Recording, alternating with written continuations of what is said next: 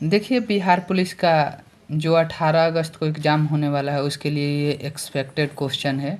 100% exam में ये छपने वाला क्वेश्चन है। कुल मिलाकर ये 40 क्वेश्चन है।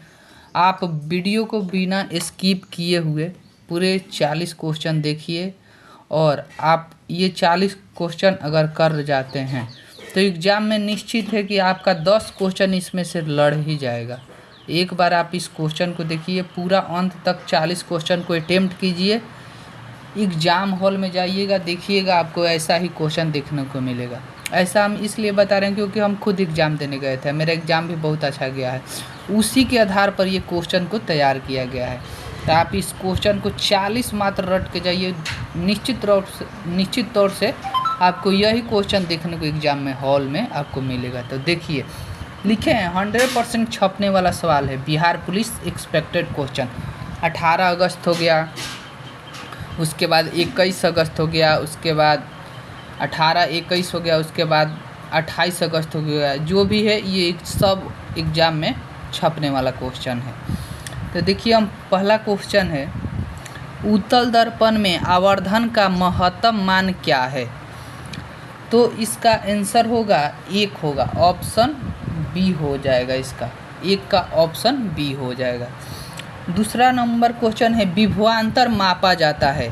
देखिए, ऑप्शन है ए मीटर द्वारा, वोल्ट मीटर द्वारा, ऑप्शन सी है वोल्टा मीटर द्वारा और डी में नॉन है। तो विभवांतर होता है जो वोल्ट मीटर के द्वारा मापा जाता है। इसका आंसर होगा बी हो जाएगा, ऑप्शन बी हो जाएगा। ऑप्शन ए है एमीटर द्वारा विद्युत धारा को मापते हैं। विद्युत धारा को, एक ये भी क्वेश्चन बनता है कि विद्युत धारा को किसके द्वारा मापा जाता है? तो एमीटर के द्वारा विद्युत धारा को मापा जाता है। ऑप्शन जो ये है वो हो जाएगा। 3 नंबर क्वेश्चन है, खड़िया का रासायनिक सूत्र है। खड़िया जो चौक होता है उसका रासायनिक सूत्र क्या है? एग्जाम में पूछता है। तो इसका आंसर हो जाएगा CaCO3, ऑप्शन सी हो जाएगा। कैल्शियम कार्बोनेट इसको पढ़ते हैं, इसी का नाम खड़िया भी है। तो ये ऑप्शन 3 का सी हो जाएगा। 4 नंबर क्वेश्चन है, लोहे पर जिंक परत लेपित करने की क्रिया को क्या कहते हैं? तो इसका हो जाएगा ऑप्शन डी हो जाएगा, गैल्वनीकरण हो जाएगा। ऑप्शन डी हो जाएगा, गैल्वनीकरण। 5 नंबर क्वेश्चन है, सिरका में कौन सा अम्ल पाया जाता है? तो सिरका में एसिटिक अम्ल पाया जाता है। ऑप्शन गंधमल है, फॉर्मिक अम्ल है। तो इसका आंसर 5 का तो एसिटिक अम्ल हो जाएगा।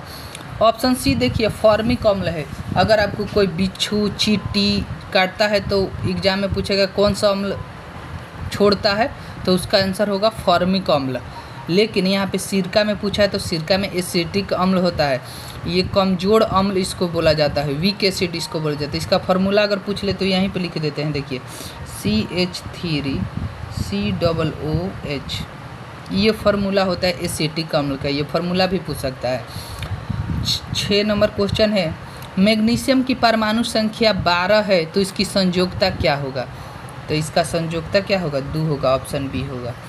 एक सेकेंड आप देख लीजिए, मैग्नीशियम की परमाणु जो संख्या 12 है तो इसका संयोजकता कैसे निकालते हैं? तो देखिए, हम लोग पढ़े हैं कि के, पहला सेल के होता है, KLM, ये KLM होता है इसका सेल निकालने के लिए, इसका संयोजकता निकालने। तो पहला सेल में कितना होता है? 2 होता है, दूसरा में 8 होता है, 2 8 10 हो गया, और 2 8 10 हो गया, और लास्ट में कितना होगा?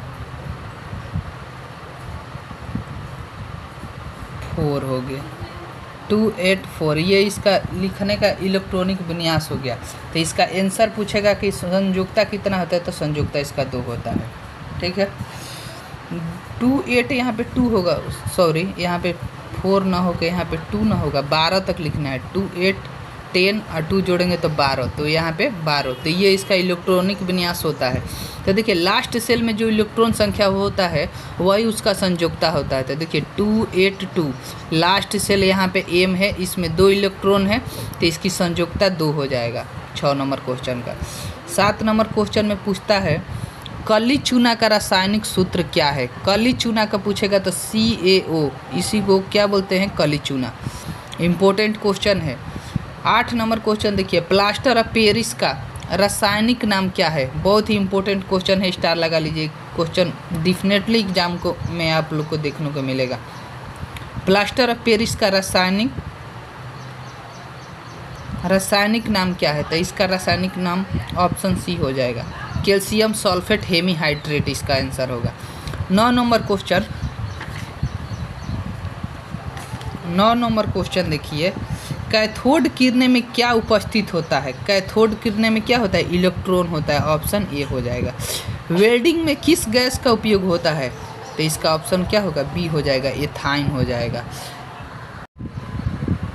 देखिए 11 नंबर क्वेश्चन है, निकट दृष्टि दोष को किस लेंस के द्वारा हटाया जाता है? निकट दृष्टि दोष है तो उसके लिए अवतल लेंस का प्रयोग किया जाता है। अगर निकट दृष्टि दोष है तो अवतल लेंस का प्रयोग करेगा। अगर बाईफोकल क्या होता है? बाईफोकल में ना आपको निकट के दिखाई वस्तु देता है ना दूर के दिखाई देता है, तो उसके लिए बाईफोकल होता है। उत्तल लेंस क्या होता है? दूर के वस्तु को देखने के लिए उत्तल लेंस का प्रयोग किया जाता है। तो इसका आंसर हो जाएगा 11 का अवतल हो जाएगा। लेंस की क्षमता का मात्रक क्या है? बहुत ही इंपॉर्टेंट क्वेश्चन है, 100% एग्जाम में आएगा। लेंस की क्षमता क्या होता है? डायोप्टर होता है, ऑप्शन ए हो जाएगा 12 नंबर का। 13 नंबर क्वेश्चन है, मानव नेत्र में किस प्रकार का लेंस पाया जाता है? तो मानव नेत्र में क्या होता है? उत्तल लेंस पाया जाता है, ऑप्शन ए होगा। 14 नंबर क्वेश्चन, हजामत के लिए किस दर्पण का उपयोग होता है? तो हजामत के लिए अवतल दर्पण का प्रयोग होता है, तो ऑप्शन ए हो जाएगा। 15 नंबर क्वेश्चन देखिए, इसके पहले लिखा है Zn + CuSO4 एरो है, उसके बाद ZnSO4 + Cu हुआ है। इस अभिक्रिया में पहले देखिए क्या हुआ, ये Zn है, ZnSO4 के साथ रिएक्शन कर गया और यहाँ पे ZnSO4 बना दिया और Cu को क्या किया? हटा दिया, विस्थापित कर दिया। तो इसलिए इस रिएक्शन को हम क्या बोलेंगे? विस्थापन अभिक्रिया, ऑप्शन बी इसका आंसर हो जाएगा। Cu को अलग कर दिया है, Zn यहाँ पे विस्थापित हो गया है, तो विस्थापन हो जाएगा। 16 नंबर क्वेश्चन है, विद्युत का सुचालक क्या होता है? तो विद्युत का सुचालक ग्रेफाइट होता है। 17 नंबर क्वेश्चन, नर युग्मक कौन है? नर युग्मक अगर पूछेगा तो ये शुक्राणु होता है, नर युग्मक शुक्राणु। परजीवी पौधा का एक उदाहरण दीजिए। परजीवी पौधा वो होता है जो अपना भोजन खुद नहीं बनाता है, दूसरे पर निर्भर रहता है, तो इसमें क्या होगा? अमरबेल इसका बहुत ही अच्छा एग्जाम्पल है, अमरबेल। 19 नंबर क्वेश्चन है, अग्नाशय में कौन सा हार्मोन स्रावित होता है? अग्नाशय में कौन सा हार्मोन स्रावित होता है? तो इसका इंसुलिन हो जाएगा, ऑप्शन सी, बहुत ही इंपॉर्टेंट क्वेश्चन। 20 नंबर क्वेश्चन है, रक्त का थाका जमने के लिए उत्तरदायी होता है। रक्त का थाका कैसे जमता है? तो रक्त बिंबाणु, ऑप्शन ए हो जाएगा, रक्त बिंबाणु, ऑप्शन ए हो। देखिए 21 नंबर क्वेश्चन है, शरीर का संतुलन बनाए रखता है। शरीर का संतुलन क्या बनाए रखता है? सेरिबेलम, ऑप्शन इसका सी हो जाएगा, सेरिबेलम शरीर का संतुलन बनाए रखता है। 22 नंबर क्वेश्चन है, कौन सा अधातु कमरे के ताप पर तरल अवस्था में पाया जाता है? अधातु पूछेगा तो इसका आंसर ब्रोमियम हो जाएगा। अगर धातु पूछता तो इसका आंसर क्या होता? पारा होता, Hg होता। 23 नंबर क्वेश्चन है, सौर सेल में किसका उपयोग होता है? सौर सेल में क्या होता है? सिलिकॉन होता है। ये तो इजी क्वेश्चन है पर इम्पोर्टेंट है। उसके बाद 24 नंबर क्वेश्चन देखिए, किलोवाट घंटा का मात्रक क्या होता है? किलोवाट ये ऊर्जा हो जाएगा, इंपॉर्टेंट क्वेश्चन है, इसका मान भी पूछता है। 1 किलोवाट घंटा कितना के बराबर होता है? तो आगे क्वेश्चन है, इसको देखिएगा। किसी कोष में इलेक्ट्रॉन की अधिकतम संख्या, ठीक है, किसी भी सेल में इलेक्ट्रॉन की अधिकतम संख्या निकालना हो तो उसके लिए एक फार्मूला होता है 2n²। तो ऑप्शन इसका क्या हो जाएगा? सी हो जाएगा।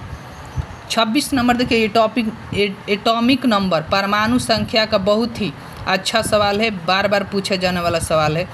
सोना की परमाणु संख्या क्या होता है? तो इसका क्या होता है? 79 होता है, 79 होता है। मेरे एग्जाम में सोडियम की परमाणु संख्या पूछा था तो 11 होता है, इजीली हम बना दिए थे। उसके बाद देखिए सोना का पूछ सकता है आप लोग के शिफ्ट में, इम्पोर्टेंट है।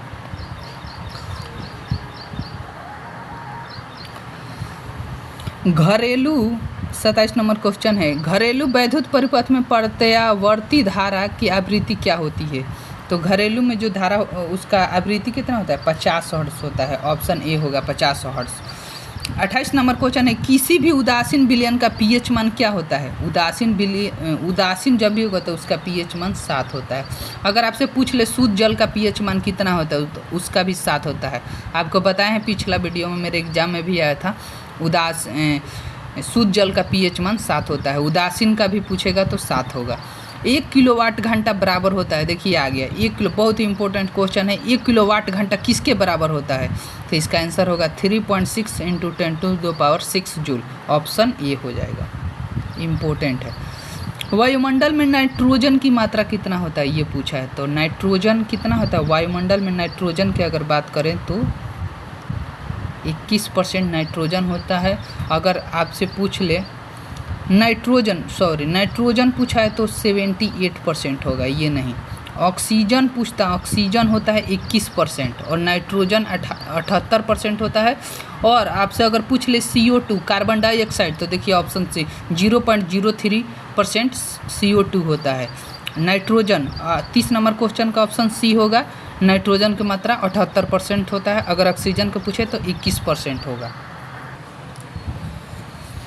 देखिए 31 नंबर क्वेश्चन है, कोशिका के मुख्य घटक क्या है? बहुत ही इंपॉर्टेंट सवाल है। कोशिका का मुख्य घटक, ये सीपीओ में भी पूछ चुका है। कोशिका का मुख्य घटक क्या है? तो कोशिका का मुख्य घटक ऑक्सीजन है। बहुत ही इंपॉर्टेंट क्वेश्चन है। कोशिका का आविष्कार किसने किया? तो ये तो इसका आंसर हो जाएगा रॉबर्ट हुक हो जाएगा, सिंपल है। अनुवांशिकी का जनक किसे कहते हैं? तो ग्रेगर जेन मेंडल है, G.J. मेंडल इनको बोलते हैं, G.J. मेंडल, ठीक है। सबसे बड़ी, देखिए क्वेश्चन है, सबसे बड़ी 34 नंबर, सबसे बड़ी मानव युग्मक कोशिका क्या होता है? मानव को अगर बात करें तो यहाँ पे क्या होगा? मानव का अगर बात करेंगे तो यहाँ पे अंड हो जाएगा।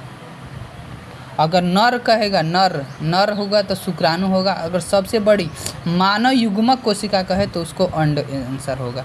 35 नंबर क्वेश्चन है, किस जीव पर कोशिका सिद्धांत लागू नहीं होता है? बहुत ही, देखिए स्टार मारे हैं, बहुत ही इंपॉर्टेंट क्वेश्चन है। देखिए बैक्टीरिया है, इस पर कोशिका सिद्धांत लागू होता है। फंगस पर लागू होता है, कवक पर। और यहाँ पे तो इसका आंसर क्या होगा? विषाणु है जो इस पर लागू नहीं होता है। तो बहुत ही इंपॉर्टेंट सवाल है, विषाणु पर कोशिका सिद्धांत लागू नहीं होता है। दूध क्या है? पायस, निलंबन, फोम, जेल, क्या है? तो दूध पायस है, इम्पोर्टेंट है। ट्रेकिया किस जीव का श्वसन अंग है?